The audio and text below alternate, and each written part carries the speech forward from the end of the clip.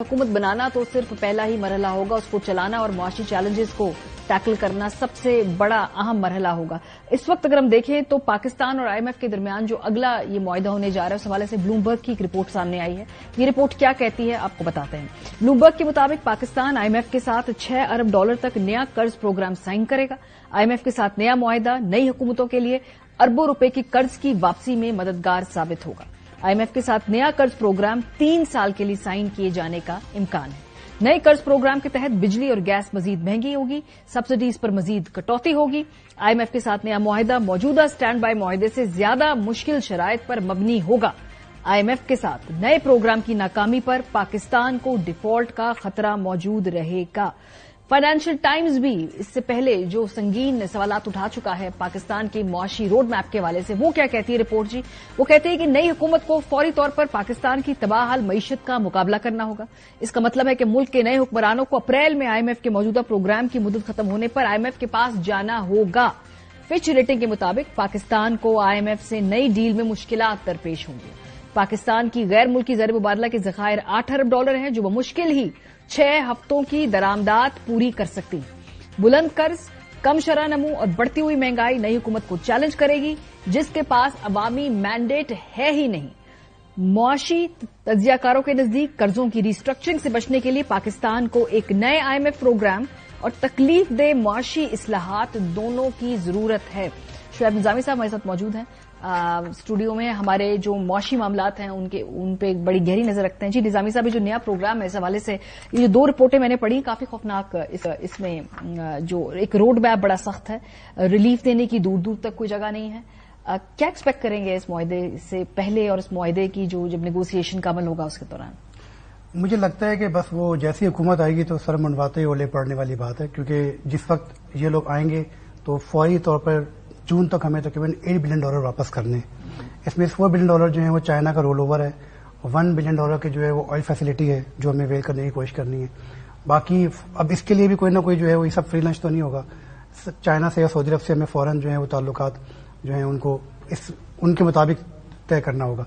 साथ साथ जो अगर हम आते ही नया प्रोग्राम लेते हैं, क्योंकि ये खत्म हो जाएगा, तो नए प्रोग्राम के लिए जो है वो सब्सिडीज कम करनी पड़ जाएंगी, यानी कि बिजली आपको और महंगी करनी पड़ जाएगी, गैस आपको और महंगी करनी पड़ जाएगी। इसी तरह जो एफबीआर की टैक्स एग्जेम्पशंस हैं वो तकरीबन 2.3 ट्रिलियन तक पहुंची हुई हैं, उनको लिमिट करना पड़ेगा। इसी तरह जैसे आप बिजली की सब्सिडीज कम करेंगे, खासतौर पे जो अभी इन्होंने प्रोटेक्ट जो सेक्टर था जो कम इस्तेमाल करने वाले प्रोटेक्टेड हैं गैस के, उनका रेट बढ़ाया, तो ये मुमकिन है किसी हद तक इनको ये एडजस्टमेंट आके बिजली में भी करनी पड़ेगी। तो जो हम 200 यूनिट के ऊपर या 300 यूनिट के नारे लगाए जा रहे थे बजट के अंदर कि उनको फ्री जो है वो बिजली मिलेगी, तो वो हो नहीं सकेगा। ये तो सवाल ही पैदा नहीं होता, ये सिर्फ तो सवाल ही पैदा। ये अगर सवाल इस वक्त अगर इसको हम ये मैनेज भी करें तो कम से कम 1.2 ट्रिलियन रुपीस एक्स्ट्रा चाहिए होंगे। तो अभी हमारी जो रिकवरी है वो तकरीबन 1.8 ट्रिलियन रुपीस एनुअल लॉसेज हैं, ये तो फिर 3 ट्रिलियन को क्रॉस कर जाएंगे। तो ये रकम कहां से आएगी? फिर उसके बाद जो सर्कुलर डेट है वो मुसलसल प्रॉब्लम करता जा रहा है। उसमें अब चाइनीज का भी सर्कुलर डेट जो है वो तकरीबन 1.8 ट्रिलियन रुपीस का हो चुका है, तो उसको वापस करने के लिए भी बड़ी अमाउंट चाहिए। फिर हम अगर बजट की तैयारी में देखेंगे तो इनको ऐसे डिसीजन लेने पड़ेंगे जिससे, क्योंकि अब जो तकरीबन ये 9.4 ट्रिलियन रुपीस के ऊपर इस वक्त एफबीआर का जो है वो टैक्स टारगेट है, और अगले साल जो है वो 11 ट्रिलियन को क्रॉस कर रहा होगा।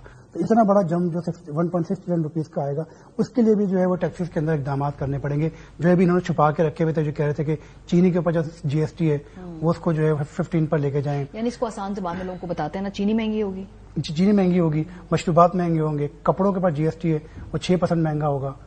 इसी तरह जो है अगर ये बहुत मजबूर हुए, अभी ये पेट्रोल के ऊपर जीएसटी नहीं ले रहे, जीरो है, अगर वो सस्ता होता है इंटरनेशनल मार्केट में तो ये जीएसटी उसके ऊपर भी इंक्रीज करना पड़ेगा, ताकि आपके जो ओवरऑल एफबीआर के अहदाफ है वो हासिल किए जा सकें। तो आवाम के लिए जो नई गवर्नमेंट के पहले 6-7 महीनों में तो कहीं से रिलीफ बहुत ही मुश्किल नजर आता है, क्योंकि जब से सब्सिडी के लिए कोशिश करते भी हैं तो रोक दिया जाता है। जैसे लास्ट ईयर मुसद्दिक मलिक और प्राइम मिनिस्टर और मिलकर लाए थे जी 150 रुपए का पेट्रोल होगा, क्रॉस सब्सिडी हो जाएगी, तो उस पर आईएमएफ नहीं मानेगा। डिस्प्लेजर का बड़े सख्त डिस्प्लेजर का इजहार किया था। तो अभी जो पाकिस्तान ने अपना मौजूदा आईएमएफ प्रोग्राम मुकम्मल किया over the period of 8-9 months, जिसमें 3 हुकूमतें इसको ओवरसी कर रही हैं, सो उससे कोई एतमाद में फर्क पड़ा है? क्योंकि उससे पहले 1.5 साल में हमने देखा कि 2 मरतबा आईएमएफ के साथ जब मामला खराब हुए तो ट्रस्ट डेफिसिट था। अब ये बेहतर है, इसको एटलीस्ट हम ये कह सकते हैं?